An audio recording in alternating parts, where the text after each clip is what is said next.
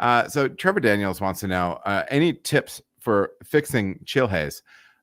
First of all, Trevor, great question. Good to see you in here tonight. I know that the guru is Charlie Wadsworth Bamforth. That's not his middle name, but Charlie B, C. Beasy, as I like to call him, Dr. Charles Bamforth. You can find tons of podcasts online, some killer old Brewing Network ones. Charlie Bamforth, either on foam, color, or clarity, and beer stability. Check out his stuff. He has podcasts, he has books. He's absolutely charming. He's incredibly intelligent, and he was one of the big daddies at UC Davis for a long time. And now I think he's a little bit of a free agent rolling around. I know he was slinging his wares at Sierra Nevada for a bit. I don't know if he's still attached to them or not. You want Charlie's take. Now I'll give you some lower level information. All right.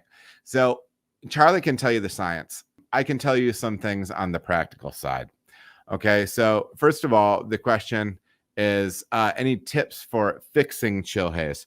First of all, let's talk about avoiding it. One of the main things, a few main things, is I think that you would want to use a kettle coagulant.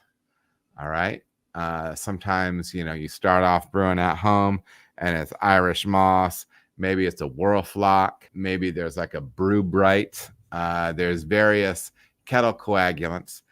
So that's going to help to get proteins and haze positive particulate larger and falling out on the hot side. Very important. It's important to get a good boil to make sure that you're getting appropriate break material so you can drop it. But that's all on the hot side. Now on the cold side, one of the things that I see as far as like actual chill haze is you go through a fermentation, you crash a beer down, and let's say, for instance, and my apologies to our metric users out there, but I don't have these numbers in my head readily. But like serving temperature for most American craft beer is 38 degrees F. Okay, because that's what most coolers are at. So let's say that you find a beer. Okay. So either filter or find a beer like at 39 degrees. Okay. So you get the beer down to 39 degrees. You let everything, all the haze particulate to form and then drop. And then you filter it at 39 degrees, which is warm.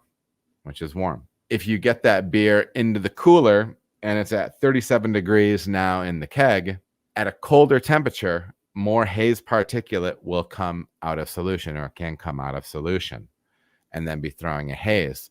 But then the mystery of chill haze is, so you pour that beer and there's a haze on it, but then it warms up a couple of degrees and it goes clear. Okay. Chill haze. So one of the main factors in avoiding is making sure that you are getting your beer as cold as you can without freezing it, and then fining or filtering at that point. A lot of times people will use biofine on the fermenter side after it's crashed, rouse that biofine, and then filter off of that, centrifuge off of that. But the key is the temperature. You need it to be colder. Okay. You need to get it as close to 0 degrees Celsius or 32 degrees F, maybe even 31, get wild. And do your filtration and everything at that temperature. Because at that temperature, you're maximizing the amount of haze that you're going to be able to be pulling out of that beer, because those haze particulate will glom together and get larger, right? And then it'll be easy to filter them. But that's kind of the root issue. Now there's different things. You can use biofine. You can use PVPP. There's a few different ones. There's silica based.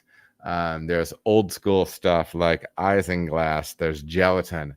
What I would do is I would dig in on those and see which ones specifically work well with chill haze, if you're certain that it's not a yeast haze or something like that.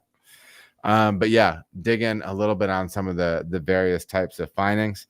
If it's in there and it's not, and it's in kegs, you're probably just gonna have to roll with it unless you want to try to be pushing it back into a bright and refine it and chasing a fining agent that will knock out that chill haze, which is probably more of a pain, and you're probably better off just rolling. You're probably just better off rolling with a beer that's a little bit hazy. But yeah, that's kind of my take on it. And as always, go back as always. Why I say as always, I don't know, but definitely dig back and check out Charlie Bamforth because he's the man and he's the guru on that stuff. I'm just a guy.